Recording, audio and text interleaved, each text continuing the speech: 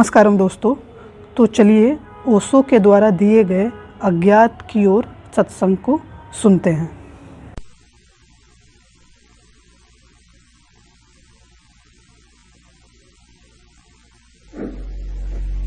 प्रिय आत्मा, मैं अत्यंत आनंदित हूं अपने हृदय की थोड़ी सी बात आपसे कर पाऊंगा। इसलिए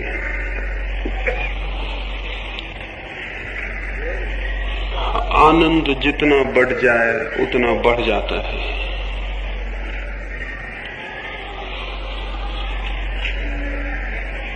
जो मुझे दिखाई पड़ता है, जीवन जैसा सुंदर, जैसा संगीत से पूर्ण, जैसा आह्लादकारी, जैसी धन्यता मुझे उसमें दिखाई पड़ती है, हृदय में कामना उठती है आपको भी जीवन वैसा दिखाई पड़े और स्मरण रहे जीवन वैसा ही हो जाता है जैसी देखने की हमारे पास दृष्टि होती है। वही जीवन नरक हो सकता है, वही स्वर्ग भी, वही बंधन हो सकता है और वही मुक्ति भी। लेकिन इधर कई हजार वर्षों से जीवन को बदलने की नहीं बल्कि जीवन से भागने की शिक्षा दी गई है। समझाया गया है कि जीवन को छोड़ दो और समझाया गया है कि जीवन से ही जो मुक्त हो जाए वही परम धन्य है। यह बात एकदम घातक, एकदम विष भरी है। इस शिक्षा का ये दुष्परिणाम हुआ, इस संस्कार का ये दुष्परिणाम हुआ कि जो जीवन बदला जा सकता था, जो दृष्टि इसी जीवन में परमात्मा को अनुभव कर सकती थी, उसके पैदा होने की सारी संभावना समाप्त हो गई। जो लोग जीवन से भागना शुरू कर देते हैं वे जीवन को बदलने में असमर्थ हो जाते हैं और वे लोग भी जीवन को बदलने में असमर्थ हो जाते हैं जो जीवन को भोगना शुरू कर देते हैं।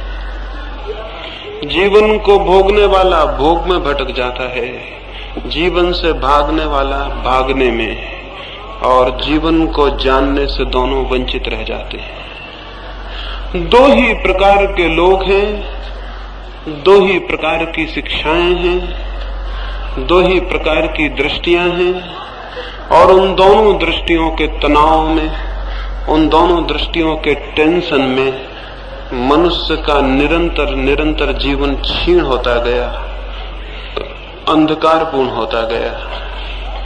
एक छोटी सी कहानी मैं कहूं और फिर जो मुझे कहना है वो आपसे कहने चलूं। एक पागल खाने में कुछ लोग पागलों का अध्ययन करने और उन्हें समझने गए। मित्रों का एक मंडल वहां गया। उन्होंने एक एक पागल के पास जाकर उसके जीवन को, उसके जीवन में घटी दुर्घटना को समझने की कोशिश की। एक पागल के पास वे बहुत देर तक रुके रहे और न केवल उस पागल के जीवन को उन्होंने समझा वरन उनके हृदय को भी उसके जीवन ने छुआ। उस पागल खाने के चिकित्सक ने उस पागल के संबंध में बहुत सी बातें उन्हें बताई। वह अत्यंत दया योग्य पागल था। उसकी आंखों से आंसू बह रहे थे और उसके होंठ कुछ कहना चाहते थे, उसके लिए फड़क रहे थे लेकिन कह नहीं पाते थे। और उसके हाथ में एक बहुत बड़ी मनुष्य के ही बराबर एक स्त्री की पुतली थी, एक प्रतिमा थी, एक गुड़िया थी और उस गुड़िया को वो हृदय से लगाए हुए था।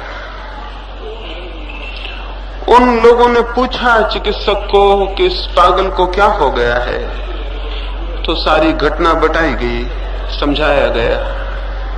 वो जब युवा था, कोई 20 साल पहले की बात है, तब वो किसी युवती को प्रेम करता था।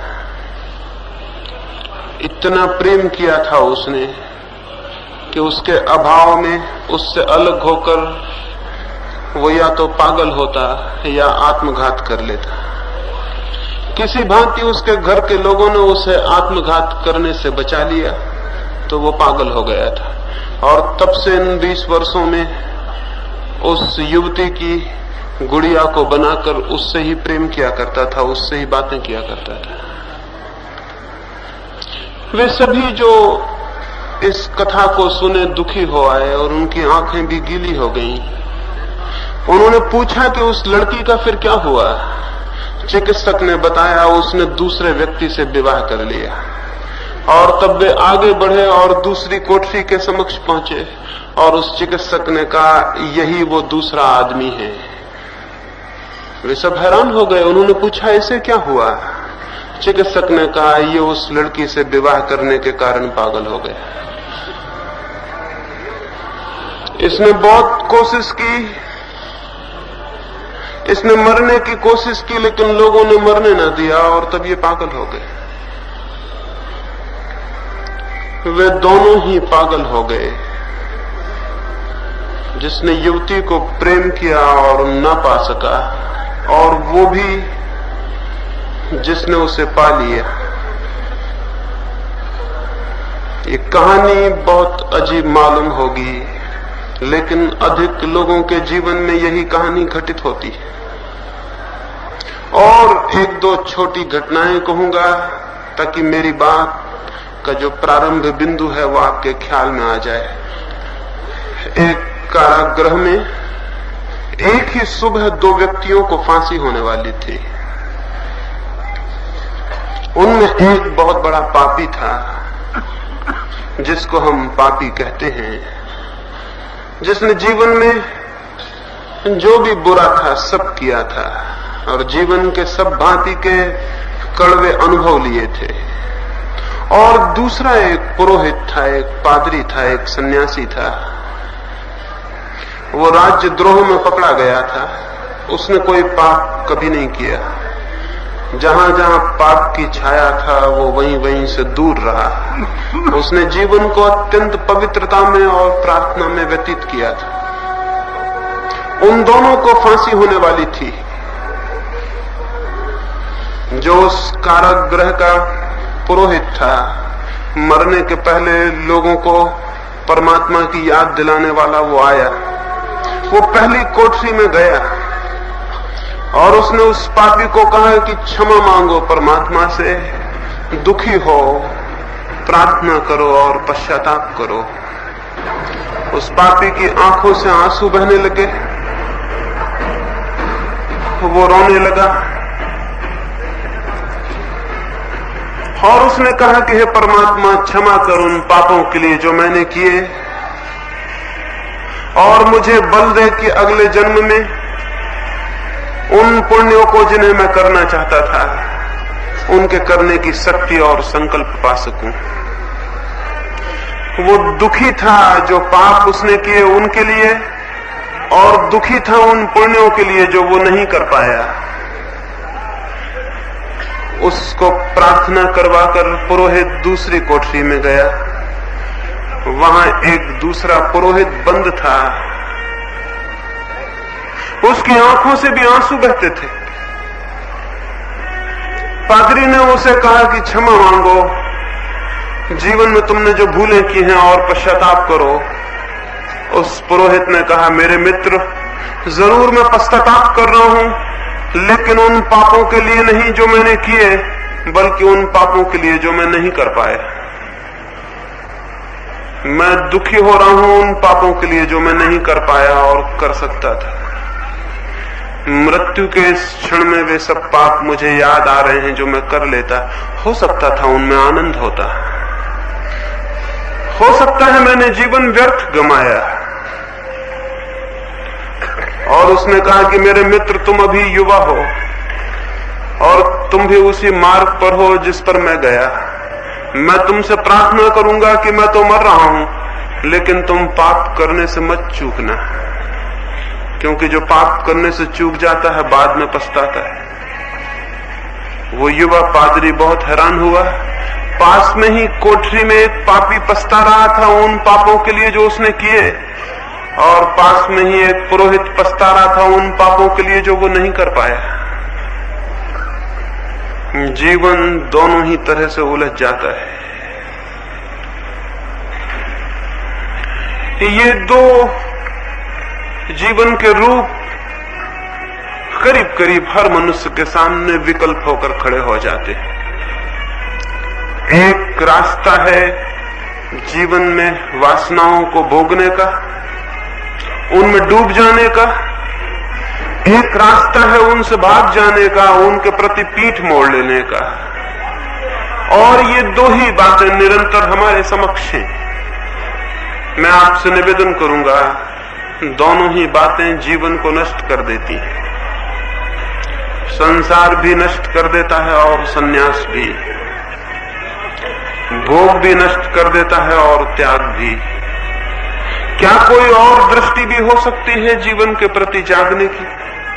क्या कोई और मार्ग भी हो सकता है? उसकी मैं चर्चा करूंगा, लेकिन इसके पहले कि मैं उसकी चर्चा करूं, ये कह देना, ये समझ लेना जरूरी होगा कि ये दोनों मार्ग क्यों जीवन को नष्ट कर देते हैं।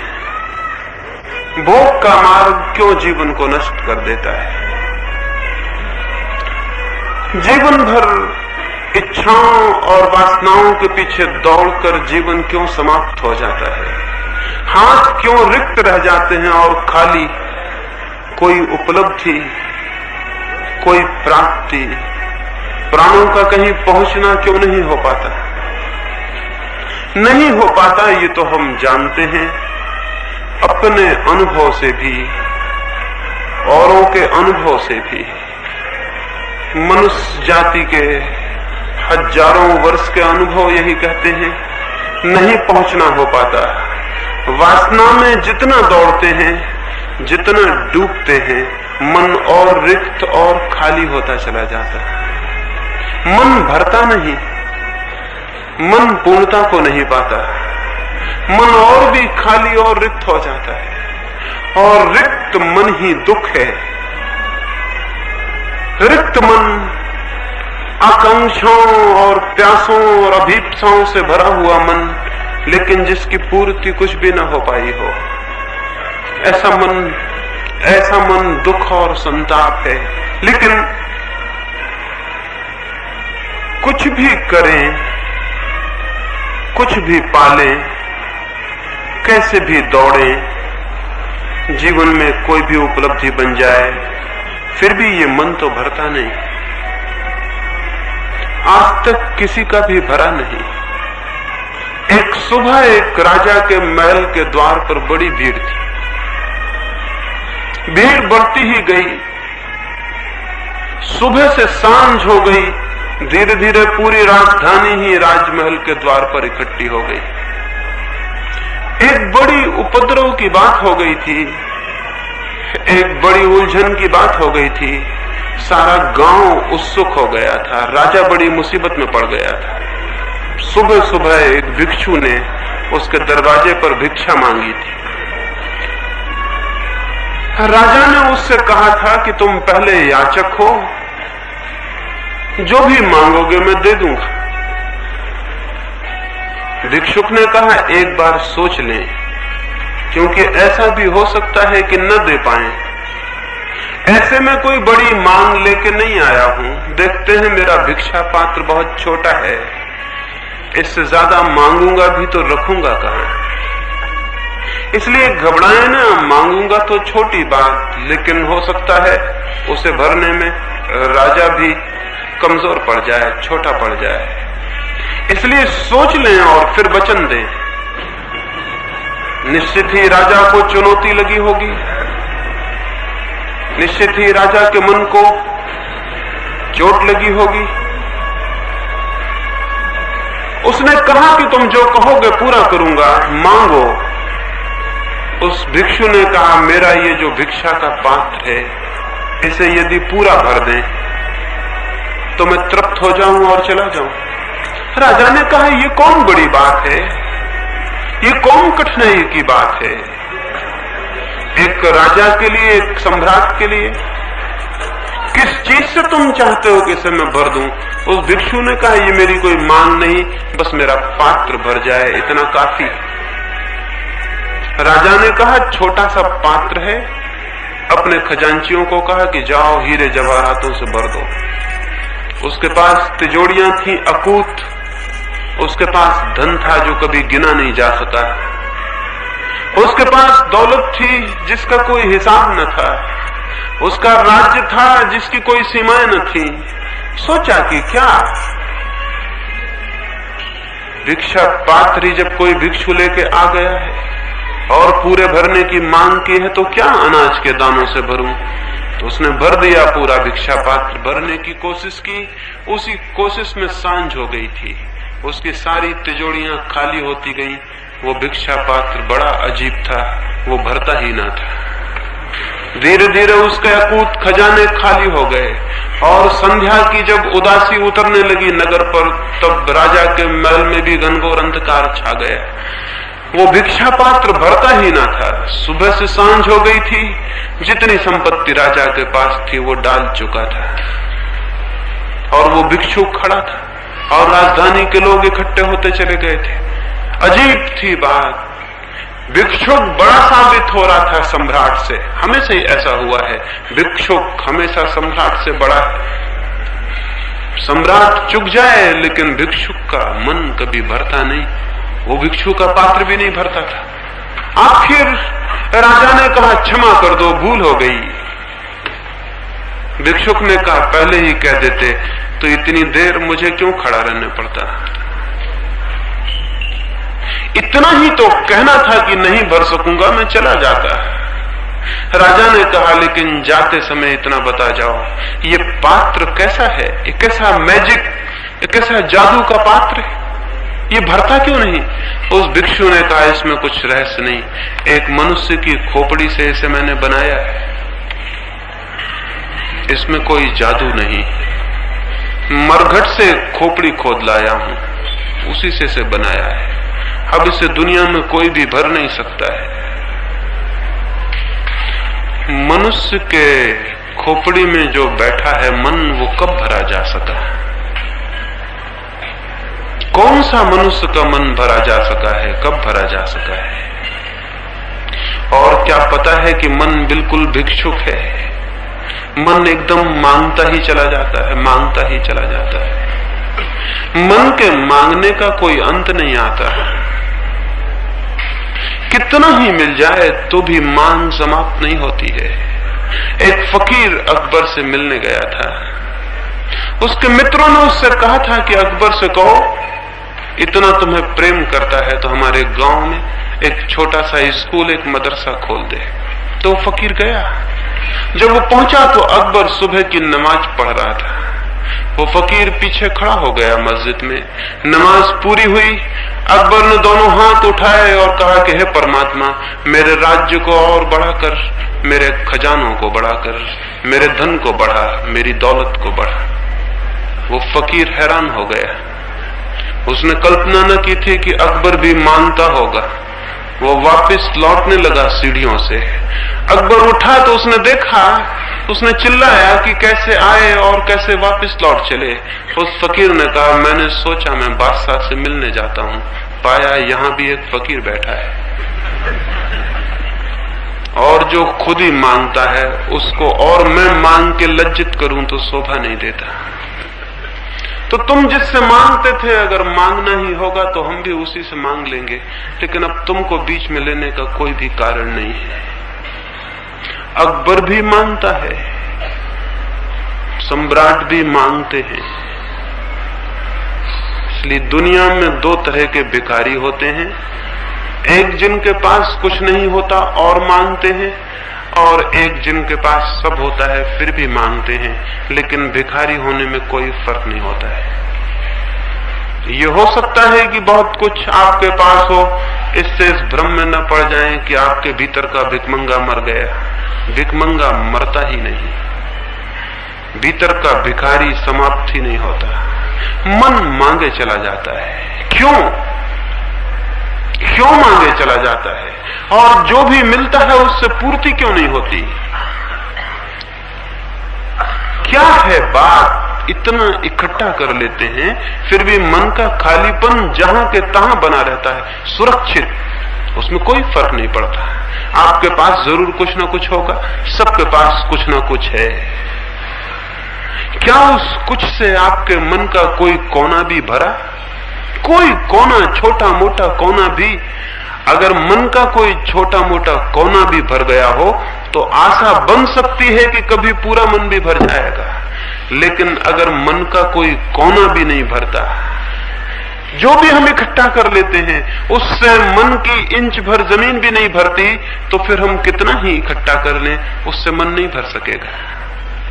जरूर कोई बात है जहां हम इकट्ठा करते हैं और जहां मन की रिक्तता है, ये कोई दो तल पर होगी, इन दोनों के तल अलग होंगे। इसलिए हम एक तरफ इकट्ठा भी करते चले जाते हैं, दूसरी तरफ मन खाली का खाली भी रहा आता है। शायद हम जो भी इकट्ठा करते हैं वो मन में पहुंचता ही नहीं, इसके अतिरिक्त और कोई अर्थ नहीं हो सकता है। जो हम इकट्ठा करते हैं वो मन में पहुंचता ही नहीं, पहुंचेगा भी कैसे? जो भी हम इकट्ठा करते हैं वो बाहर है और मन भीतर है, और जो भी हम इकट्ठा करते हैं वो बाहर है और मन भीतर है। भीतर और बाहर का संबंध ही क्या? भीतर और बाहर का जोड़ ही क्या? ऐसे ही है जैसे मेरा घर खाली हो, मैं पड़ोस के घर में सामान इकट्ठा करता रहूं, तो मेरा घर इससे कैसे भर जाएगा? हाँ, पड़ोस का घर भर जाएगा, लेकिन मैं तो खाली रहूंगा। मन है खाली, जो खाली है वो भीतर है, और जो भराव की सारी चेष्टा है वो बाहर है। बाहर और भीतर का कहीं कोई मेल नहीं होता। बाहर चीजें इकट्ठी होती चली जाती हैं, भीतर दरिद्रता सुरक्षित बनी रहती है। इसीलिए तो कितना ही धन हो, दरिद्रता नहीं मिटती, पॉवर्टी नहीं मिटती, भिखमंगापन नहीं मिटता। किसी का नहीं मिटा, सिकंदर का नहीं मिट सकता, नेपोलियन का नहीं मिट सकता, स्टालिन या हिटलर का नहीं मिट सकता, हेनरी फोर्ड या कार्नेगी का या किसी और का नहीं मिट सकता। कितना ही धन हो, कार्नेगी मरता था तब उसके पास 4 अरब रुपए थे, लेकिन मरते वक्त बहुत उदास था। और किसी मित्र ने पूछा कि इतने उदास हो, तुम तो प्रसन्नता से मरो, कम से कम तुमने तो बहुत इकट्ठा किया। कार्नेगी ने कहा, सब योजनाएं असफल हो गईं, मेरे इरादे 10 अरब इकट्ठा करने के थे और केवल 4 ही मैं इकट्ठा कर पाया। केवल 4 और 10 की योजना थी, और इस भूल में ना रहे कि 10 इकट्ठे हो जाते तो योजना वहीं टिक जाती, योजना आगे चली जाती। योजना बढ़ती है क्षितिज की भांति। आकाश को देखते हैं ना, रोज जमीन को छूते हुए दिखता है, पास में ही आकाश जमीन को छू रहा है, और फिर बढ़ते चले जाएं, बढ़ते चले जाएं। आप बढ़ते हैं, आकाश भी बढ़ता चला जाता है। अब तक कोई आदमी पहुंच नहीं सका उस जगह जहां आकाश जमीन को छूता हो। असल में आकाश जमीन को कहीं छूते ही नहीं, सिर्फ दिखाई पड़ता है। और दिखाई इसलिए पड़ता है कि आंखें हमारी कमजोर हैं। अगर आंखें हमारी और तेज हों, और दूरभेदी हों, और पारदर्शी हों, और असीम तक खोज पाती हों, तो फिर आकाश कहीं छूता हुआ मालूम नहीं पड़ेगा। आंख की सीमा ही आकाश के छूने की सीमा बन जाती है। ऐसे ही जैसे जैसे हम आगे बढ़ते हैं वासना में, भोग में, इच्छा में, वो जो डिजायर, वो जो वासना है आगे बढ़ती जाती है, और लगता है कि थोड़ी दूर और आगे चलें तो मिलना हो जाएगा। लेकिन कितने ही आगे बढ़ जाएं, फासला उतना ही होता है जितना था। अलाइस नाम की लड़की का, छोटी सी लड़की का जीवन पढ़ा होगा। परियों की कथाएं हैं अलाइस की, तो झूठी कहानियां हैं, लेकिन दुनिया में कुछ ऐसे अद्भुत लोग हुए हैं कि उन्होंने झूठी कहानियों से ऐसे सच कह दिए जो कि सत्य के नाम पर लिखे बड़े से बड़े ग्रंथों में भी उपलब्ध नहीं है। और सत्य के नाम से लिखे ग्रंथों पर तो बहुत झगड़े हो गए हैं, लेकिन छोटी छोटी कहानियों में कुछ लोग कह गए हैं जिन पर कोई झगड़ा नहीं हुआ, और इसलिए आज भी उन कहानियों में छिपी हुई सच्चाइयां बड़ी बड़ी अद्भुत रूप से ताजी और जिंदा है। अभी उन पर कोई खून खच्चर नहीं हुआ, अभी उन पर कोई मस्जिद और मंदिर नहीं बने, अभी पंडित और पुरोहित ने कोई लड़ाई नहीं लड़ी, वो दूर ताजी और स्वच्छ और जीवित है। ऐसी अलाइस की एक कहानी है, वो स्वर्ग में पहुंच गई परियों के देश में, और वहां जमीन से गई परियों के देश तक तो जरूर थक गई होगी, कौन नहीं थक जाता है। इतनी लंबी यात्रा, छोटी सी लड़की वो बहुत थक गई, उसे भूख और प्यास लगाई। जैसे ही उसने देखा जाके तो सूरज उग रहा था, स्वर्ग में सुबह हो रही थी, और परियों की रानी एक वृक्ष के नीचे खड़ी थी और उसके हाथ में मिठाइयों का थाल था, और वो रानी उसे बुला रही थी कि आओ। वो पास ही एक दरख्त की छाया में खड़ी दिखाई पड़ रही थी। अलाइस ने दौड़ना शुरू किया, वो दौड़ने लगी तेजी से, भूख थी तेज, प्यास थी गहरी, दौड़ना था जरूरी, थकी थी फिर भी दौड़ी, क्योंकि नहीं तो फिर प्यास और भूख कैसे मिटेगी। प्रलोभन था तीव्र, सामने ही वो रानी बुलाती थी। वो दौड़ती गई दौड़ती गई दौड़ती गई, दोपहर हो गई, सूरज सिर पे आ गया। वो घबरा के खड़ी हो गई और उसने चिल्ला के पूछा कि क्या मामला है। सुबह से दोपहर हो गई, दौड़ते दौड़ते मेरे और तुम्हारे बीच का फासला उतना का उतना है। वो रानी अब भी खड़ी है और बुलाए जा रही है। और उस रानी ने कहा ये ज्यादा सोच विचार मत करो, क्योंकि जो सोच विचार करता है उसका दौड़ना बंद हो जाता है। तुम तो दौड़ो और आओ, कोशिश करो, जरूर पहुंच जाओगी। वो फिर भागने लगी और सांझ हो गई और सूरज ढलने लगा, और वो अलाइस थक के गिर पड़ी, और उसने देखा रानी अब भी खड़ी, लेकिन फासला उतना का उतना है। उसने घबरा के चिल्ला के पूछा, ज्यादा फासला नहीं होगा, क्योंकि बातचीत हो सकती थी। उसने चिल्ला के पूछा कि कैसी दुनिया है तुम्हारी, सुबह से सांझ हो गई दौड़ते दौड़ते, यहां फासले समाप्त नहीं होते, ये कैसे रास्ते हैं तुम्हारी दुनिया के कि कहीं पहुंचाते नहीं। उस रानी ने कहा, पागल, किसी दुनिया में कोई रास्ता कहीं नहीं पहुंचाता है, और तुम्हारी दुनिया में भी दौड़ना होता है, फासले समाप्त नहीं होते। जैसी तुम्हारी दुनिया है वैसी ये दुनिया है, इस दुनिया में भी कोई फासला समाप्त नहीं होता है। दौड़े कितना ही, जहां जन्म के समय पाया था अतृप्त और खाली, मरने के समय वहीं पाएंगे अतृप्त और खाली। मरने के और जन्म के बिंदु में कोई फर्क नहीं होता, चित्त वहीं के वहीं होता है। तो बाकी जीवन की दौड़ कहां विलीन हो जाती है? विलीन हो जाती है एक ऐसे काम में जो बिल्कुल एब्सर्ड है, जो बिल्कुल मूढ़तापूर्ण है। मन है भीतर, दौड़ चलती बाहर, रिक्तता है भीतर, एम्प्टीनेस है भीतर, भरते हैं बाहर, सीधा अंधापन है। फिर क्या क्या करें? भीतर कैसे भरें? भीतर कैसे रिक्तता से मुक्ति हो जाए और भीतर एक फुलफिलमेंट, एक पूर्णता, एक परितृप्ति, एक भराव उपलब्ध हो कि भीतर कोई कोना भी रोता हुआ और प्यासा और भूखा न रह जाए, भीतर सब तृप्त हो जाए। ये कैसे हो? इस ख्याल में कि बाहर की कोई कोशिश सफल नहीं होती, कुछ लोग बाहर से भागना शुरू कर देते। स्वभावतः सीधा गणित यही कहता है कि अगर बाहर की दौड़ से कुछ नहीं होता तो भागो बाहर से। लेकिन आपको क्या पता है, बाहर से भागेंगे तो भी भीतर नहीं पहुंच सकते। बाहर से भागना भी बाहर ही भागना है। कोई आदमी धन इकट्ठा करने को दौड़ता हो, दूसरा आदमी धन को त्याग करने के पीछे लग जाए, दोनों हालत में दोनों व्यक्ति बाहर ही होते हैं। धन को इकट्ठा करने वाला भी, धन को छोड़ने वाला भी, क्योंकि धन बाहर है। और दोनों की दृष्टि बाहर होती है। तथाकथित संसारी बाहर होता है, सन्यासी भी बाहर होता है। सन्यासी उल्टा खड़ा हुआ है संसारी से, लेकिन भीतर नहीं है। एक आदमी अपने मकान के बाहर सीधा खड़ा हुआ है, दूसरा आदमी शीर्षासन कर रहा है, मकान के बाहर ही खड़ा हुआ है, लेकिन इससे वे कोई भीतर नहीं पहुंच जाता।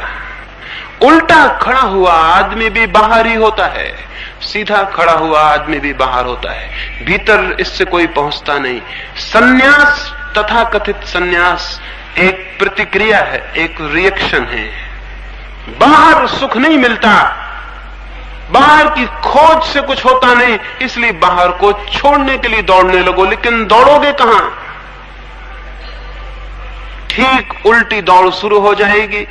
कोई स्त्री के पीछे भागता है, कोई स्त्री से दूर भागता है, लेकिन जो स्त्री के पीछे भागता है वो भी स्त्री का चिंतन करता है, और जो स्त्री से दूर भागता है वो भी स्त्री का चिंतन करता है। दोनों के चित्त स्त्री में अटके होते हैं, और स्त्री हो तो पुरुष में अटके होते हैं, धन में अटके होते हैं, यश में अटके होते हैं। और जो इस दुनिया के यश और धन से भागने लगता है, इससे उल्टा जाने लगता है, इससे दूर हटने लगता है, पलायनवादी हो जाता है, एस्केप करने लगता है, उसका चित्त किसी परलोक में सुखों की कामना करने लगता है। वो सोचने लगता है कि यहां मैंने स्त्रियां छोड़ी तो स्वर्ग में अप्सराएं मिलनी चाहिए, नहीं तो स्वर्गों की कल्पनाएं कौन करे, और वहां अप्सराओं की कल्पनाएं कौन करे, और यहां मैंने जो कुछ छोड़ा वो मुझे वहां कई गुना ज्यादा होकर मिलना चाहिए। इसलिए उसकी कल्पनाएं, उसकी वासनाएं किसी दूरगामी लोक पर स्थिर हो जाती, लेकिन इससे कोई अंतर नहीं पड़ता। स्वर्ग की खोज भी बाहर है, परलोक की खोज भी बाहर है, और इसलिए न संसारी का मन भरता है और न सन्यासी का मन भरता है। दोनों ही रिक्त और खाली रह जाते हैं। फिर संसारी जिस जिस बात को भोगता है, निरंतर खोजता है जिन जिन वासनाओं को, जितनी उन वासनाओं की पटरी पर उसकी दौड़ होती है, उतनी ही वासनाएं और गहरी और प्रगाढ़ हो जाती। जिन जिन रास्तों से हम बार बार गुजरते हैं वे रास्ते मजबूत हो जाते हैं, वे रास्ते हमारे जीवन के सहज मार्ग हो जाते हैं। फिर उन्हीं रास्तों पर हमें दौड़ना पड़ता है, फिर उन्हीं रास्तों पर हम रोज रोज पुनरुक्त होते हैं, रोज उन्हीं को रिपीट करते हैं, वो और गहरे होते चले जाते हैं। धीरे धीरे जीवन जड़ लीकों पर दौड़ती हुई मशीनों की भांति हो जाता है। विलियम जेम्स एक होटल में बैठा हुआ था एक बार अमेरिका की, सामने से एक रिटायर्ड सेना से अवकाश प्राप्त एक वृद्ध जनरल निकल रहा था। वो अपने सिर पे कुछ सामान लिए हुए था। विलियम जेम्स अपने मित्र से बातें करता था, बातें करते करते उसे मजाक सूझी और उसने जोर से चिल्ला के कहा, अटेंशन। वो जो बाहर सैनिक जा रहा था अपने सिर पर बोझ लिए, वो एकदम से अटेंशन खड़ा हो गया, उसका बोझ नीचे गिर पड़ा। 2 साल हो चुके थे उसे नौकरी छोड़े हुए, लेकिन दिमाग ने एक लीक पकड़ ली थी। अटेंशन सुनते ही लीक काम कर गई, जड़ की तरह वो खड़ा हो गया। सामान उसका नीचे गिर पड़ा, उसमें बोतलें थी दवा की, वो टूट गई, उसमें कुछ और सामान था वो फूट गया। उसने आके जेम्स को कहा कि ये कैसा मजाक करते। जेम्स ने कहा कि मैं तो अटेंशन कह रहा था, आपका इससे क्या संबंध। उस आदमी ने कहा, जीवन भर इस एक शब्द के ही केंद्र पर मैं घूमा, यद्यपि मुक्त हो गया मिलिट्री से, लेकिन चित्त ने लीकें बना ली, रास्ते बना लिए, उन्हीं पर जड़ होकर घूमता हूं। मुझे तो अगर मैं मर भी जाऊं और कोई कह दे अटेंशन, तो मैं अटेंशन खड़ा हो जाऊंगा। उसने कहा कि मैं अगर मर भी जाऊं और कोई जोर से कह दे अटेंशन, तो मैं एकदम अटेंशन खड़ा हो जाऊंगा। मेरे बस के ही बाहर है मामला। चित्त जिस चीज को पुनरुक्त करता है, उसी चीज में गहरे से गहरे उसकी जकड़ होती चली जाती है। वासनाओं के पीछे चलने से वासनाएं मिटती नहीं, वासनाएं और गहरी और तीव्र और घनीभूत हो जाती। इसीलिए बच्चे से कहीं बूढ़ा ज्यादा वासना युक्त होता है। बच्चे में वासनाएं शुरू होती हैं, बूढ़े में जड़ हो गई होती हैं। इसलिए तो बच्चे में एक भोलापन है जो बूढ़े में विलीन हो जाता है। उसके चित्त की सब ताजगी विलीन हो जाती है, सब चीजें जड़ हो जाती हैं। कुछ बातों को उसने निरंतर पुनरुक्त किया, रोज रोज दोहराया, वही रास्ते मजबूत हो गए, वो जड़ यंत्र की भांति हो गया। वासना जड़ करती है, लेकिन वासना से भागने वाला भी जड़ हो जाता है। वासना से भागने वाला भी जड़ हो जाता है। जड़ इसलिए हो जाता है कि उसके चित्त का केंद्र भी वासना है। वो भी चित्त के केंद्र पर वासना को ही छोड़ने में लगा है।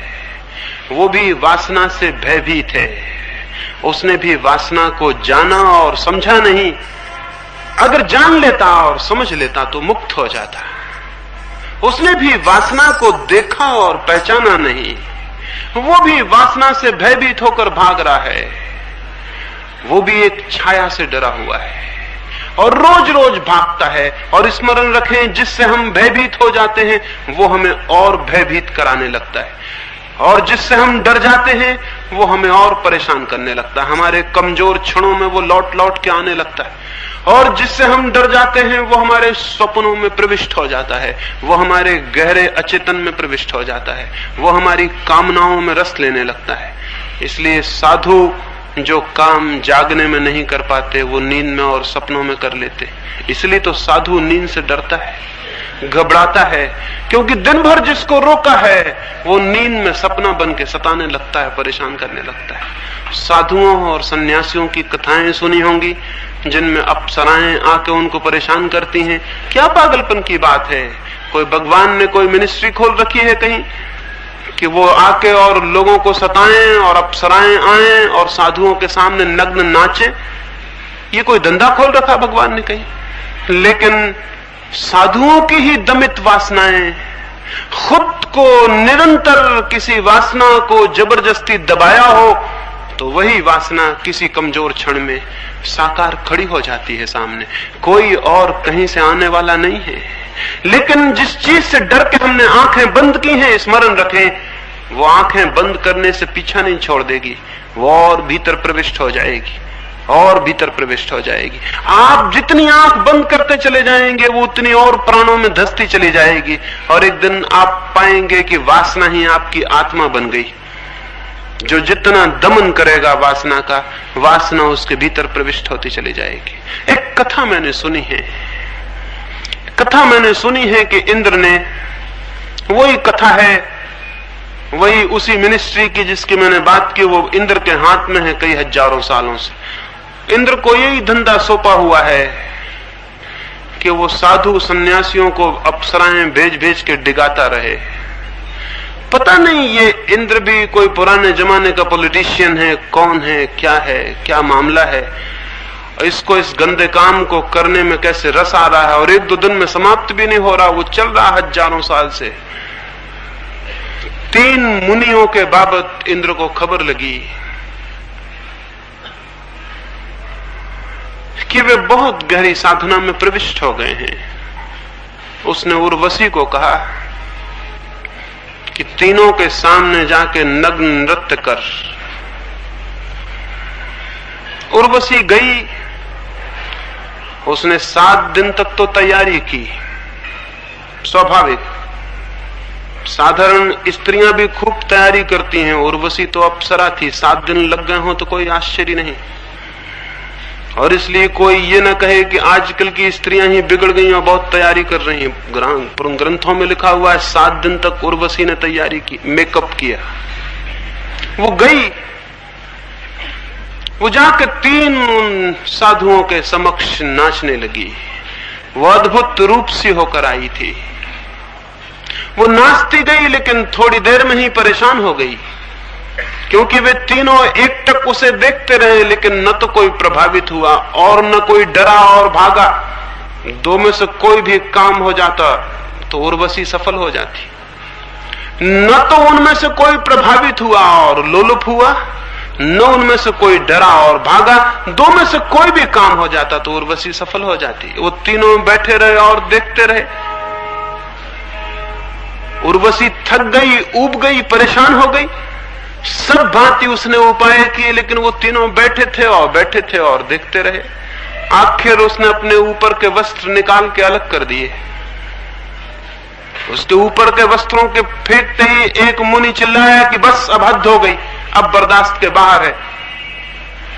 दूसरे दो मुनियों ने कहा आंखें बंद कर लो, क्योंकि उर्वशी के नृत्य पर हमारा क्या बस, अपनी आंखों पर हमारा काबू। वो नाचती है, उसे नाचने दो। अगर तुम घबरा गए और डर गए तो आंखें बंद कर लो। उस मुनि ने आंखें बंद कर ली। आंखें बंद करते ही उसे दिखाई पड़ा उर्वशी इतनी सुंदर कभी भी नहीं थी जितनी बंद आंखों में दिखाई पड़ने लगी। जिसने भी आंखें बंद की हैं उसको यह सदा दिखाई पड़ा है। बंद आंख जिंदगी में जो है उसे बड़ा बड़ा रूपक, बड़ा मोहक आकृति दे देती है, बड़ी सम्मोहक, बड़ी हिप्नोटाइजिंग ताकत दे देती। कभी भी किसी चीज को आंख बंद करके देखें तो पता चल जाएगा। भयभीत होकर आंख बंद कर लें किसी चीज पर और फिर पाएंगे जो बाहर था उससे बहुत ज्यादा सुंदर भीतर है। सपने बहुत सुंदर हैं यथार्थ से। खुली आंख यथार्थ देखती है, बंद आंख सपने देखने लगती, और सपने तो बहुत मनमोहक है। उसने आंख बंद की, वो घबराया। उसने पीठ फेर ली, वो और घबराया। उठ के भागने लगा और उसकी कामना की उर्वशी उसके पीछे नृत्य करने लगी, उसकी आंखों में भीतर डोलने लगी, उसके प्राणों में उसके घुंघरू सुनाई पड़ने लगे। लेकिन दो अभी बैठे थे और देखे जाते थे। उर्वशी ने नीचे के वस्त्र भी निकाल कर फेंक दिए, वो पूरी नग्न हो गई। दूसरा मुनि चिल्लाया अब हद हो गई, अब बर्दाश्त के बाहर है। तीसरे मुनि ने कहा तो फिर आंखें बंद कर लो, क्योंकि उर्वशी पे हमारा क्या बस, अपनी आंखें हैं, जो नहीं देखना चाहता बंद कर ले। दूसरे मुनि ने आंखें बंद कर ली।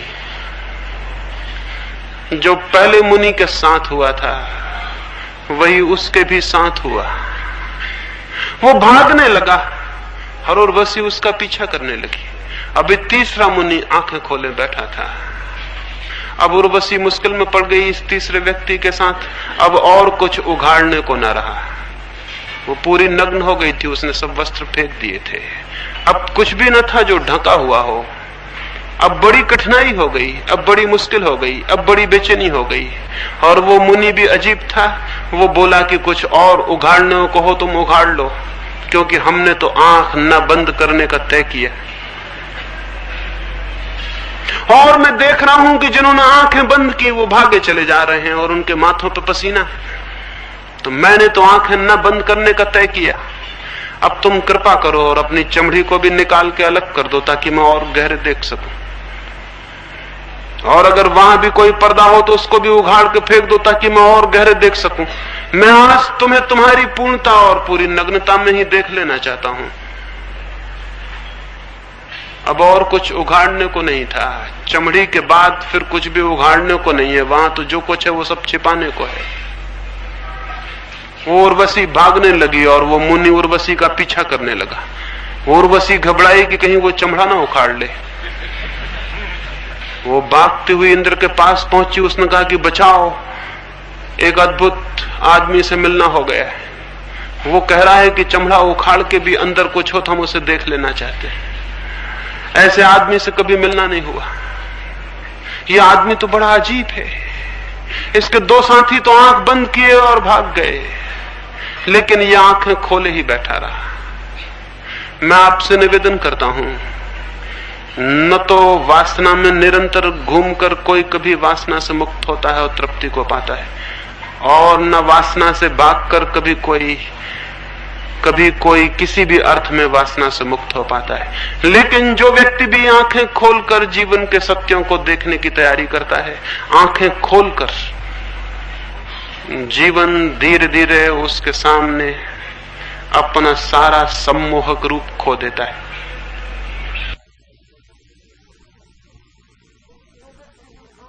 जो व्यक्ति भी आंखें खोलकर जीवन को देखने का साहस करता है, उस व्यक्ति के समक्ष जीवन का सारा रहस्य उद्घाटित हो जाता है।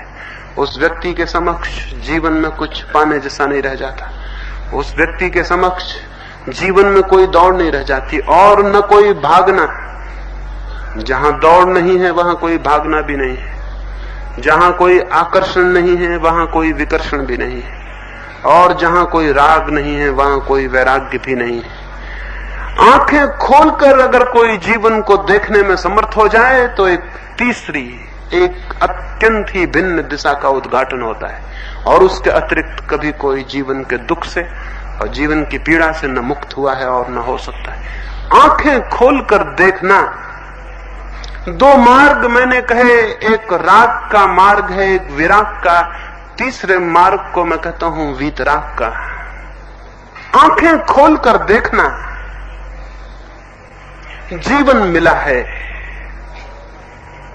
जीवन एक अद्भुत खोज है, एक अद्भुत लोक है जिसमें हम जागें और खोजें और देखें और स्मरण रखें, जिस चीज को भी पूरा पूरा देख लेंगे उससे ही मुक्त हो जाएंगे।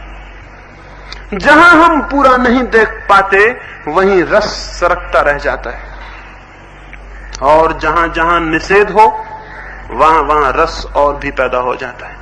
यहां इस दरवाजे पर हम लिख के टांग दें कि भीतर झांकना मना, फिर यहां से निकलने वाला कोई भी इतना शक्तिशाली नहीं हो सकता कि बिना भीतर झांके की आकांक्षा लिए निकल जाए। बहुत कम लोग ही होंगे जो यहां से बिना झांके निकल जाएं, और निकल भी जाएंगे तो पछताएंगे। पीछे लौट के देखने के मन में आकांक्षा जगी रहेगी।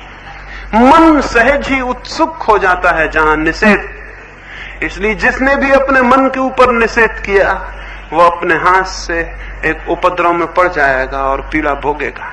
निषेध न करें, लेकिन इसका क्या यह अर्थ है कि भोग करें? क्या इसका यह अर्थ है कि जीवन जो कुछ भी दिखाए उसी में डूब जाएं और जीवन जो आकर्षण दे उन्हीं में विलीन हो जाएं? नहीं, आकर्षण है ही इसलिए कि बहुत गहरे निषेध है। अगर चित्त पर कोई निषेध ना हो तो आप हैरान हो जाएंगे, चित्त पर कोई आकर्षण भी नहीं रह जाता है। और अगर फिर भी मालूम पड़े कोई आकर्षण तो उस आकर्षण से भागे ना, उस आकर्षण से पीठ न मोड़े, क्योंकि जिसने पीठ मोड़ी आकर्षण उसका पीछा करेगा। अगर कोई आकर्षण दिखाई पड़े तो फिर पूरी सजगता को लेकर उस आकर्षण को जानने ही चले जाएं।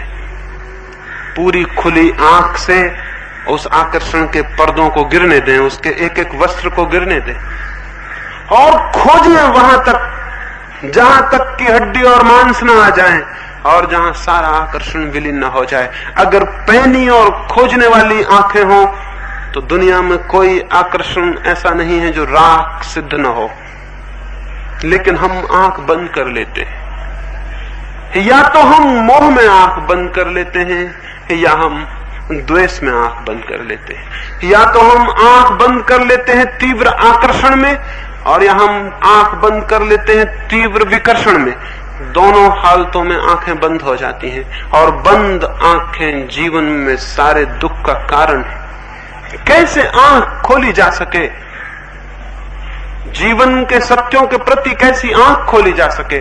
पहली बात, पहला सूत्र हमेशा स्मरण रखें, अगर दूसरे की शिक्षाओं को पकड़ के आपने जीवन में खोज की, आपकी आंख कभी नहीं खुल सकेगी। आपकी आंख कभी नहीं खुल सकेगी, क्योंकि जीवन के तथ्यों को आप किन्हीं सिद्धांतों की आड़ से देखना शुरू कर देंगे और तभी निष्पक्ष ना हो पाएंगे। अगर आप क्रोध को देखने गए, हजारों साल से सिखाया गया है क्रोध बुरा है। अगर आप सेक्स को देखने गए, सिखाया गया है सेक्स बुरा है। अगर इस बुरेपन के भाव को लेकर गए तो आप देख ना पाएंगे, क्योंकि देखने के लिए अत्यंत निष्पक्ष, अनप्रेजुडिस्ड, बिल्कुल तटस्थ मन चाहिए, और ये मन तो पक्षपात से भरा हो गया। और जहां पक्षपात है वहां देखना असंभव है।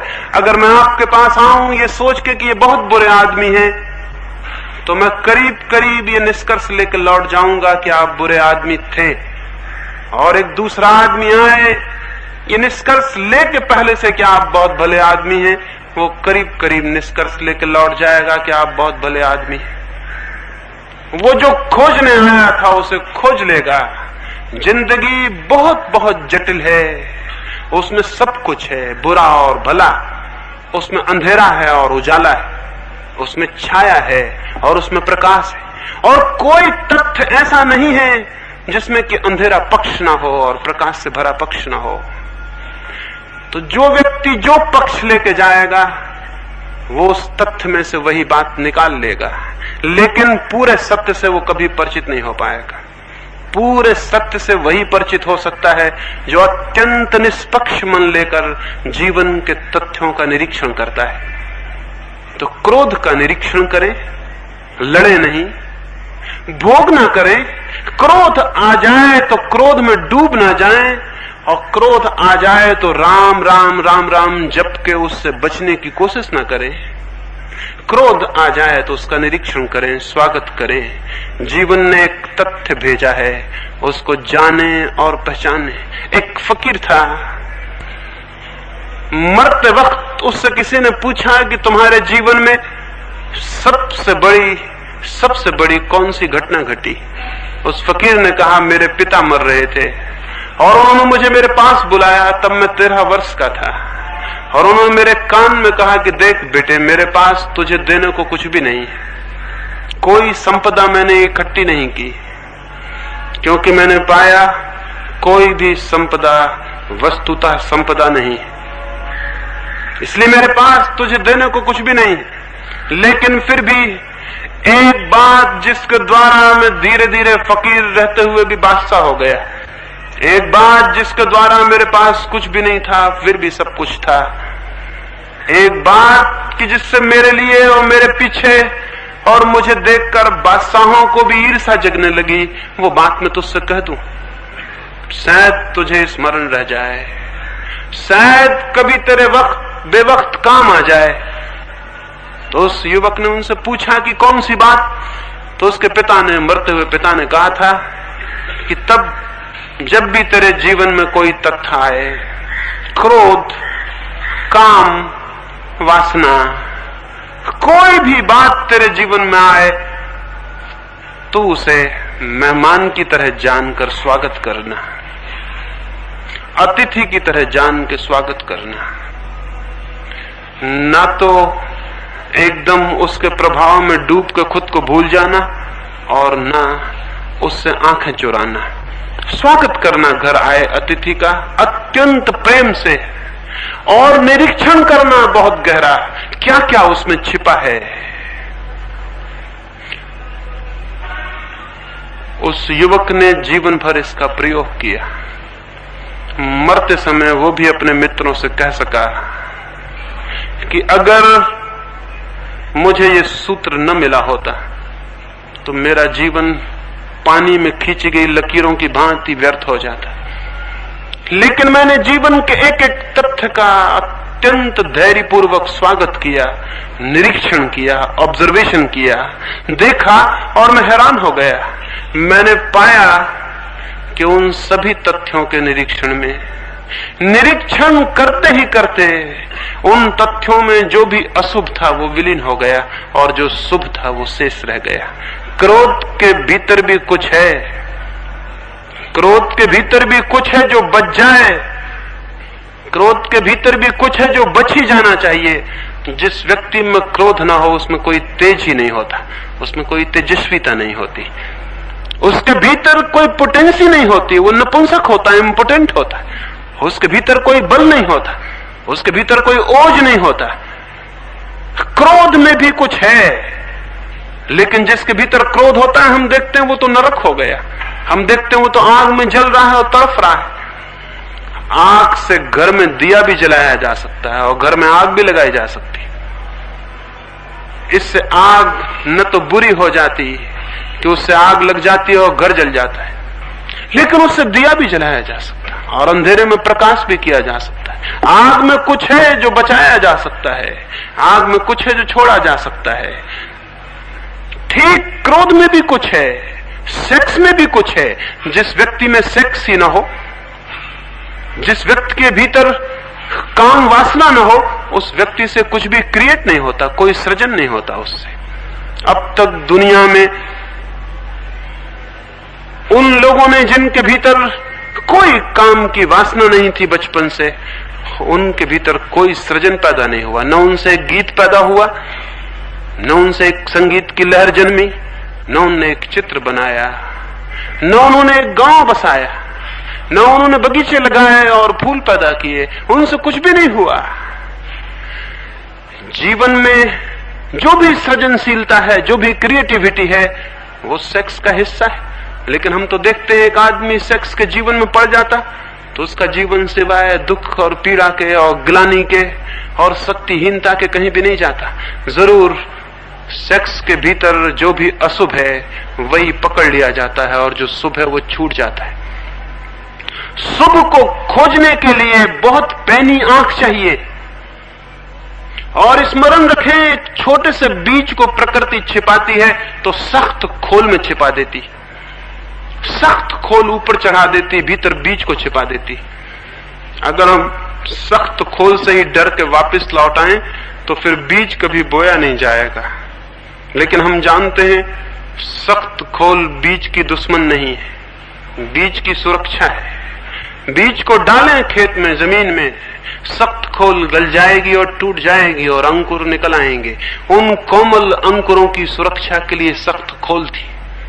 मनुष्य के जीवन में जिसे भी हम बुरा कहते हैं, मैं बुरा नहीं कहता, मैं कहता हूं वो सख्त खोल की तरह है, उसके भीतर बड़े कोमल अंकुर छिपे हुए हैं। जो आदमी क्रोधी होता है, अगर किसी भी दिन क्रोध की शक्ति से पूरी तरह परिचित हो जाए, वही क्षमावान हो जाता है। क्रोध के भीतर क्षमा छिपी है, और जिस आदमी के जीवन में क्रोध नहीं है, उसके जीवन में क्षमा कभी नहीं होगी।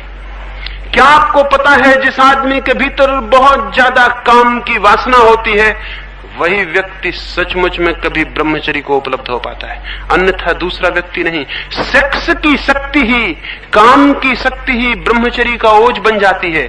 जैसे किसी घर के बाहर हम खाद को इकट्ठा कर दें, गंदगी को इकट्ठा कर दें, तो बास दुर्गंध फैलना शुरू हो जाएगी। वहां जीना और रहना कठिन हो जाए, वहां श्वास लेना मुश्किल हो जाए। लेकिन जो जानता है वो उस खाद को बगिया में डाल देता है और बीज बो देता है, और बीजों से पौधे निकलते हैं और फूल आते हैं, और उन फूलों में जो सुगंध है वो उसी खाद से खिंच के निकलती है। वो उसी का ट्रांसफॉर्मेशन है, वो उसी का रूपांतरण है।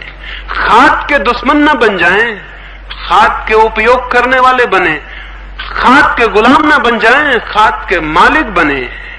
जीवन में जो भी वासनाएं हैं, वे सारी की सारी वासनाएं खाद बन सकती हैं आत्मा के फूलों के लिए, लेकिन जो उनसे लड़ता है वो कैसे उन्हें खाद बना पाएगा। और जो उनमें डूब जाता है वो दुर्गंध में डूब जाता है, और जो उनसे भागता है वो सुगंध से वंचित रह जाता है। समझ लें, फिर से दोहराता हूं, जो खाद में डूब जाता है वो दुर्गंध में डूब जाता है, और जो खाद से भागने लगता है वो सुगंध से वंचित रह जाता है।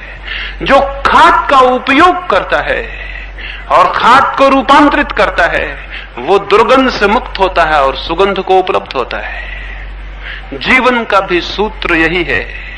जीवन में जो भी है परमात्मा के जीवन में, वो जो भी मिला है प्रकृति से, वो सब छिपा हुआ सौभाग्य है। उससे घबराएं ना, उससे भागे ना, उसमें डूब भी ना जाएं। फिर क्या करें? उसका निरीक्षण करें, उसके साक्षी बने, उसका ऑब्जर्वेशन करें, उसे देखें, उसे पहचानें, उसे सब तरफ से खोजें और उससे परिचित हों। उसमें कुछ भी अपरिचित ना रह जाए। जिस दिन क्रोध को कोई पूरा जान लेता है, क्रोध से मुक्त हो जाता है। लेकिन क्रोध का जो तेज था, जो वीर्य था, क्रोध का जो ओज था, वो उसमें बच रहता है, वो निर्वीर्य नहीं हो जाता। जो काम को, सेक्स को पूरा समझ लेता है, सब तरफ से उसे खोजता है, देखता है, निरीक्षण करता है, बारीक से बारीक उसके पहलू में प्रवेश करता है, सूक्ष्म से सूक्ष्म उसको पहचानता है, वो सेक्स से मुक्त हो जाता है। उसी के भीतर ब्रह्मचर्य का जन्म होता है, उसी के भीतर वो सारी शक्ति दिव्य ऊर्जा में बदल जाती है। तो मैं आपसे निवेदन करूं, तीसरा है मार्ग, न तो भोग का, न दमन का, वरन रूपांतरण का, ट्रांसफॉर्मेशन का। और रूपांतरण होता है निरीक्षण से, ऑब्जर्वेशन से। क्या आपको ख्याल है, क्या आपको पता है कि जैसे ही हम चीजों को देखना शुरू करते हैं, एक बुनियादी अंतर शुरू हो जाता है, जीवन में एक बुनियादी अंतर शुरू हो जाता है। क्या यह संभव है कि एक मकान में आप हों और आपको दिखाई पड़ता हो कि सामने दरवाजा है, फिर भी क्या आप दीवार से निकल सकेंगे? नहीं निकल सकेंगे। दरवाजा जिसे दिखाई पड़ता है वो दीवार से कैसे निकलेगा? वो तो दरवाजे से निकल जाता है, दीवार से नहीं निकलता। अगर कोई दीवार से टकराता हो तो जानना चाहिए उसकी आंख खुली हुई नहीं है, इसलिए टकराता है। जीवन में जो भी अनीति है वो आंख के बंद होने के कारण है। दुनिया में कोई बुरा आदमी नहीं है, दुनिया में कोई भला आदमी नहीं है। दुनिया में ऐसे लोग हैं जिनकी आंखें बंद हैं और ऐसे लोग हैं जिनकी आंखें खुली हैं। खुली आंखों वाले लोग हैं और बंद आंखों वाले लोग हैं। आंख जिसकी भी खुल जाए उससे बुराई असंभव हो जाती है। आंख जिसकी खुल जाए वो दरवाजे से निकलता है, दीवालों से नहीं टकराता। हम टकराते हैं, इसका एक ही अर्थ है कि आंख बंद है। और बंद आंख वाला भागने लगे तो कोई हल होने वाला है क्या? आंख खुलेगी तो हल होगा, भागने से कोई हल होने वाला नहीं है। अभी इस दीवार से टकराते थे, भागेंगे तो दूसरी दीवार से टकराएंगे, द्वार कैसे मिल जाएगा? भागने वाला आदमी द्वार कैसे पा सकता है? अभी एक दीवार से टकराता था, भागेगा दूसरी दीवार से टकराएगा, लेकिन द्वार खोजने के लिए न भागने की जरूरत है, न अंधे की भांति टकराने की जरूरत है, आंख खोलने की जरूरत है। जीवन के प्रति आंख खोलने की जरूरत है। और हमारी आंखें सच में ही करीब करीब बंद हैं। हम जीवन के किसी तथ्य को न तो देखते हैं न खोजते हैं। कभी आपने अपने क्रोध को खोजा? हिंदुस्तान से एक फकीर कोई 1500 वर्ष हुए चीन गया।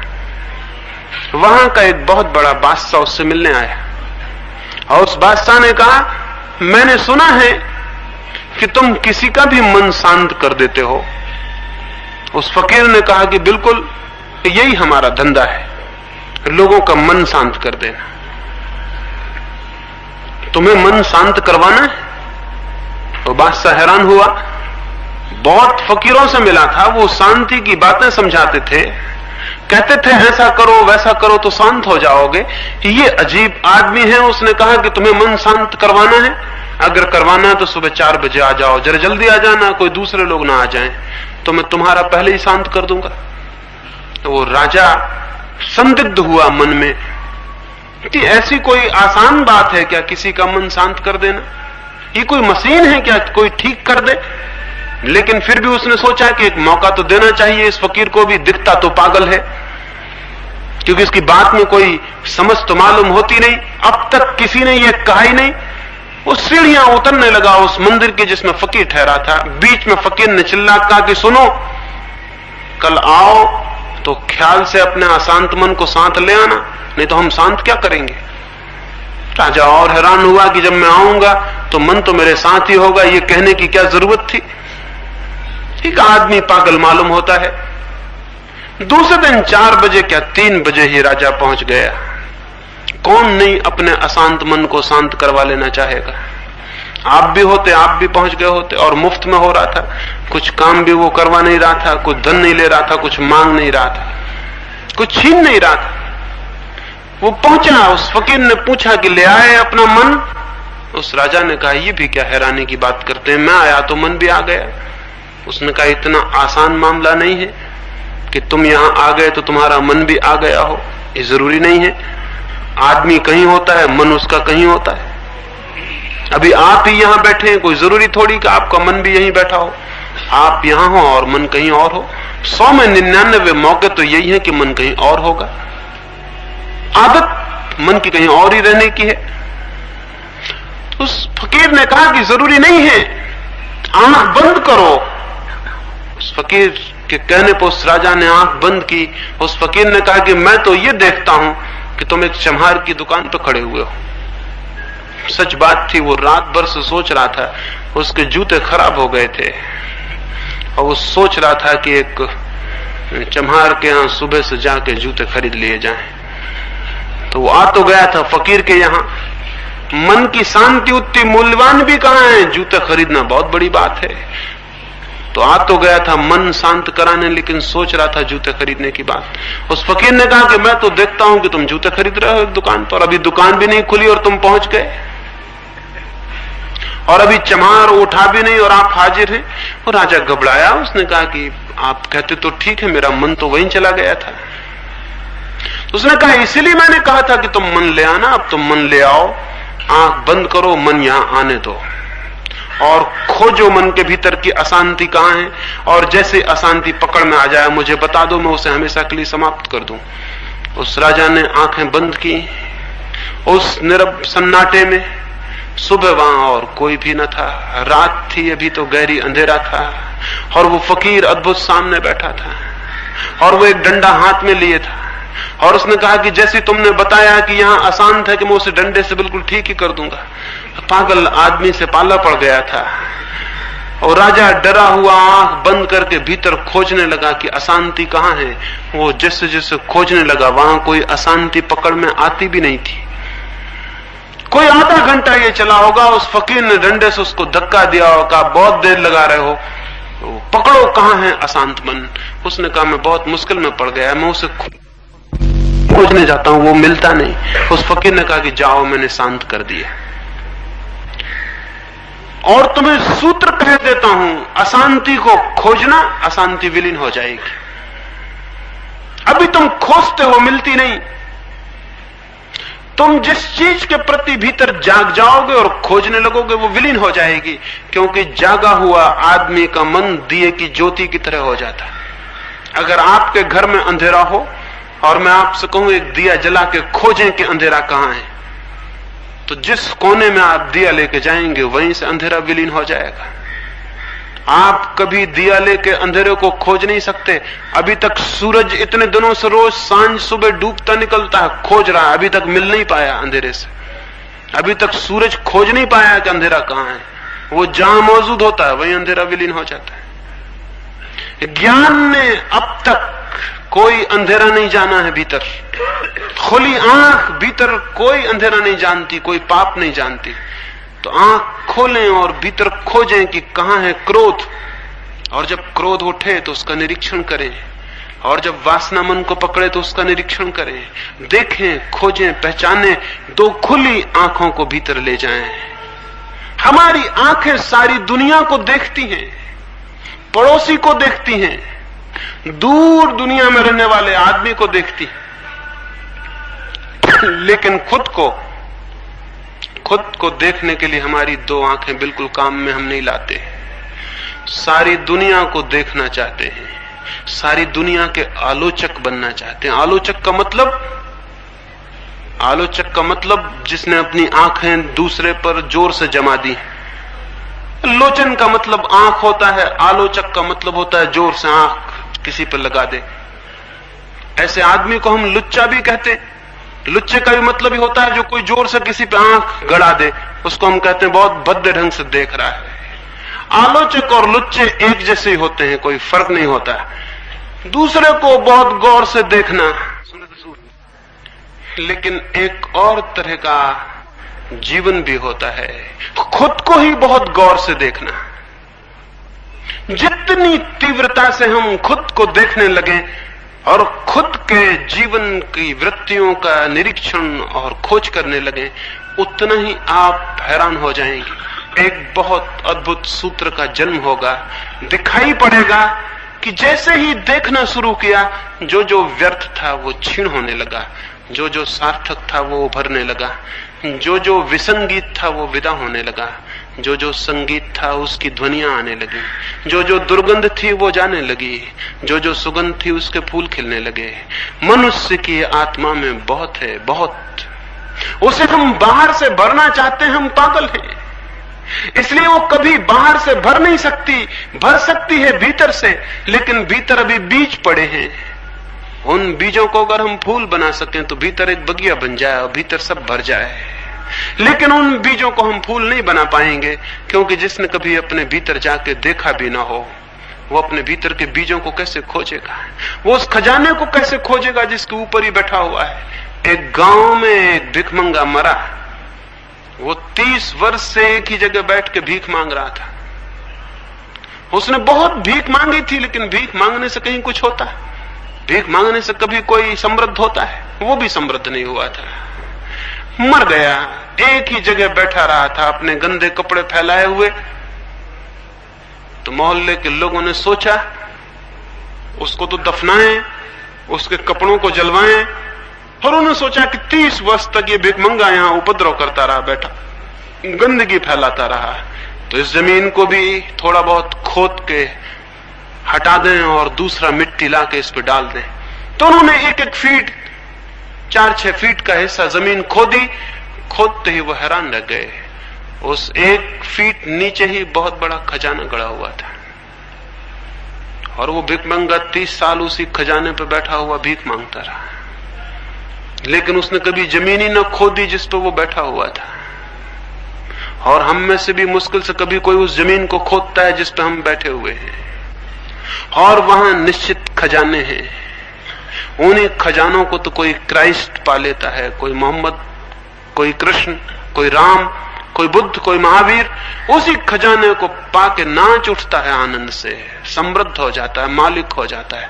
और हम उसी खजाने पर बैठे भिक्षा पात्र लिए भीख मांगते रहते हैं। और 30 साल बाद, जब 30 साल के अभ्यास से हम खूब बड़े भारी भिखमंगे हो जाते हैं और मरते हैं, तो हमारे मरने के बाद दूसरे लोग जमीन साफ करने के लिए और हमको हटाने के लिए इंतजाम करेंगे। लेकिन हम खुद कभी भी इस ख्याल से नहीं भरते कि जब मैं पैदा हुआ हूं और मेरे भीतर जीवन इतनी लहरें ले रहा है और मेरे भीतर प्राण थिरक रहे हैं और मेरे भीतर एक चेतना है, एक होश है, एक आत्मा है, मैं जीवित हूं, जीवंत हूं। जब मेरे भीतर जीवन लहरें ले रहा है, तो कहीं इस जीवन के लहरें लेते हुए व्यक्तित्व के पीछे ही कोई सागर तो नहीं छिपा, कोई खजाना तो नहीं छिपा? मैं वहां जाऊं और खोजूं, मैं वहां पहुंचूं और जागूं, तो शायद खजाना 1 फीट से ज्यादा दूर नहीं है। एक छोटी सी कहानी और मैं अपनी चर्चा को पूरा करूंगा। खजाना बहुत निकट है उनके लिए जो आंखें खोलते हैं और उस जमीन को खोदते हैं जिस पर खड़े हैं। क्रोध पर आप खड़े हैं, सेक्स पर आप खड़े हैं, शत्रुता पर आप खड़े हैं, घृणा पर आप खड़े हैं, द्वेष पर आप खड़े हैं। इस सब को खोदें। यही जमीन है जिस पे आप खड़े हैं, जिस पे कोई भी खड़ा है, इसको खोदें। हो सकता है कि बहुत ही थोड़ी गहराई पर खजाने मिल जाएं। कोलोराडो का नाम सुना होगा। वहां जब सबसे पहले आज से कुछ वर्षों पूर्व सोने की खदानें मिली, तो वहां एक बड़ी अद्भुत घटना हुई। सोने की खदानें मिली थी, लोग जमीनें खरीद रहे थे कोलोराडो में, और जो थोड़ी बहुत जमीन भी खरीद लेता था वही अरबपति और धनपति हो जाता था।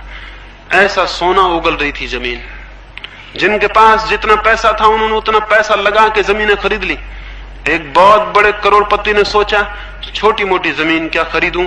उसने अपनी सारी फैक्ट्री बेच के, सारे धन दौलत बेच के अपना मकान तक बेच दिया और किराए के मकान में चला गया। और उसने कोई 1 करोड़ रुपया लगा के एक पूरी पहाड़ी खरीद ली।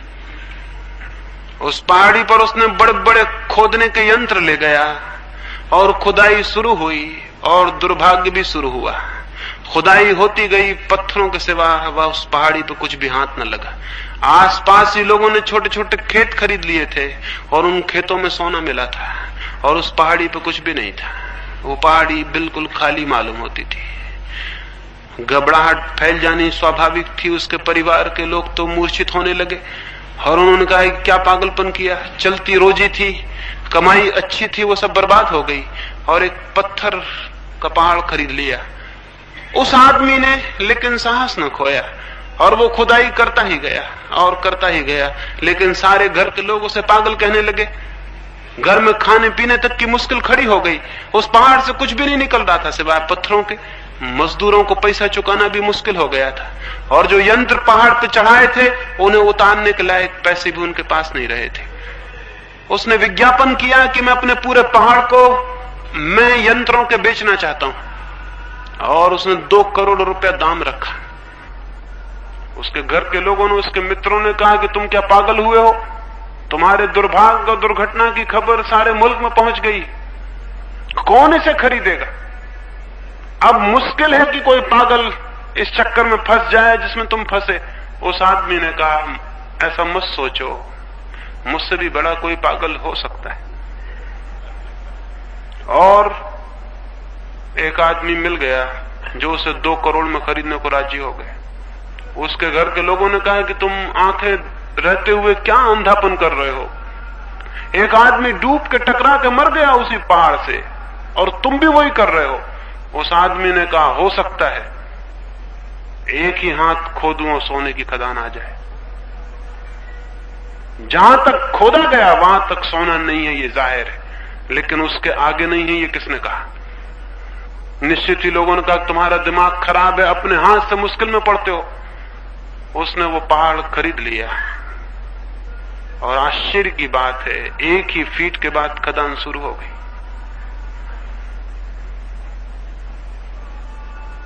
1 ही फीट के बाद खदान है। कोलोरेडो मत जाइए, जिस जमीन पे आप बसते हैं वहीं खोद डालिए, और उस खदान को खोदने के लिए कोई बहुत बड़े मशीन और उपकरण की जरूरत नहीं, सिर्फ निरीक्षण का उपकरण चाहिए, सिर्फ देखने वाली आंखें चाहिए, खोजने वाली आंखें चाहिए, इंक्वायरी करने वाली, ऑब्जर्व करने वाली, निरीक्षण करने वाली चित्त की दशा चाहिए। तो अपने निरीक्षक हो जाएं, अपने साक्षी हो जाएं और देखें, और डरे ना, घबराएं ना, आंख बंद ना करें। आंख बंद करने वाले धर्मों ने ही मनुष्य को धर्म से वंचित किया है। एक ऐसे धर्म की दुनिया में जरूरत है जो खुली आंखों वाला हो, आंख बंद करने वाला नहीं। एक ऐसे धर्म की जरूरत है जो खुली आंख से जीवन को देखने के लिए समर्थ बनाए, साहसी बनाए, हिम्मत दे, और कहे कि खोजो, हर एक व्यक्ति एक अद्भुत खदान है, लेकिन जो खोजता ही नहीं उसके हाथ में पत्थर के सिवाय कुछ भी नहीं पड़ता, और जो खोजता है उसे सोने की खदानें निश्चित उपलब्ध हो जाती हैं। अगर एक भी मनुष्य को मनुष्य जाति में कभी अपने भीतर स्वर्ण की खदानें मिली हैं, तो हर एक दूसरे मनुष्य को मिल सकती हैं, क्योंकि कोई एक मनुष्य दूसरे मनुष्य से बहुत भिन्न नहीं है। हम अपने पाप में भी समान हैं, हम अपने भीतर परमात्मा में भी समान हैं। स्मरण रखें, हम अपने पापों में भी समान हैं, तो हम अपने परमात्मा में भी समान होंगे। एक और छोटी कहानी में कहूं और फिर चर्चा पूरी करूं। एक चर्च में एक पादरी ने एक संध्या अपने सुनने वालों से कहा कि कुछ जरूरत पड़ गई है चर्च को, कुछ थोड़े से धन की जरूरत है, और मैं चाहता हूं कि सब लोग कुछ दान करें। अभी जब सभा पूरी होगी तो मैं अपनी टोपी घुमाऊंगा, तो हर कोई कुछ न कुछ दान हुए थे। एक ऐसा भी आदमी बैठा हुआ है जो किसी दूसरे की पराई की स्त्री से प्रेम करता है। उस स्त्री ने ही आके मुझे कहा है, तो मैं उसे याद दिला दूं कि वो आदमी कम से कम $1 जरूर दे जाए, नहीं तो मैं सबके सामने उसका नाम खोल दूंगा। उस दिन उस टोपी में $19 पड़े, और एक आदमी जिसने $1 नहीं डाला उसने थोड़े फुटकर पैसे डाले और साथ में चिट्ठी डाली, कृपा करके नाम न खोलिए, रात तक पूरे पैसे पहुंचा दूंगा। हम अपने पापों में समान हैं, अंधकार में समान हैं, लेकिन इससे घबराए ना। इससे ही सबूत मिलता है कि अगर हमारे भीतर परमात्मा भी होगा तो हम उसमें भी समान होंगे। और अगर कृष्ण के भीतर मिल जाता है और बुद्ध और महावीर के भीतर मिल जाता है तो घबराए ना। पापों में हम महावीर और बुद्ध के समान हैं, तो परमात्मा में भी हम अन्य और भिन्न नहीं हो सकते, वहां भी हम समान होंगे, वहां भी हम समान हैं। सबके भीतर बैठा है कुछ जो आंखें खुलते ही उपलब्ध हो सकता है। उस तरफ थोड़ी चेष्टा करें, उस तरफ थोड़ा प्रयास करें, उस तरफ भीतर किसी संकल्प को घनीभूत होने दें, उस तरफ कोई जीवन में जिज्ञासा और अभीप्सा बनने दें। और स्मरण रखें, संसार की दिशा में कोई कितना ही प्रयत्न करे सफल नहीं हो सकता, क्योंकि वो दिशा भीतर को भरने में असमर्थ है। और परमात्मा की दिशा में कोई अल्प भी प्रयत्न करे तो निश्चित सफल हो जाता है, क्योंकि वो उसको उघाड़ देती है जो भीतर मौजूद है।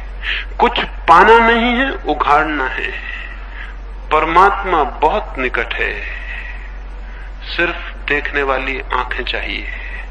और ये देखने वाली आंखें कहां से लाइएगा? जिसको हम पाप कहते हैं उसी पाप के प्रति जागिए, तो देखने वाली आंख पैदा हो जाएगी। और देखने वाली आंख पैदा हो जाए तो पाप विलीन हो जाता है, और जो शेष रह जाता है वही परमात्मा है। मेरी इन बातों को इतनी शांति और प्रेम से सुना है, उससे मैं अत्यंत अनुग्रहित हूं और सबके भीतर बैठे परमात्मा को प्रणाम करता हूं। मेरे प्रणाम स्वीकार करें। तो मुझे आशा है कि यह सत्संग आपको पसंद आया होगा और बहुत कुछ आपको सिखा गया होगा, जिसे आप अपने जीवन में उतार सकते हैं और अपने जीवन को बेहतर बना सकते हैं और आसपास के लोगों की मदद कर सकते हैं, ताकि वो अपने जीवन को और अच्छे से और बेहतरीन तरीके से जी सकें। तो धन्यवाद, नमस्कार।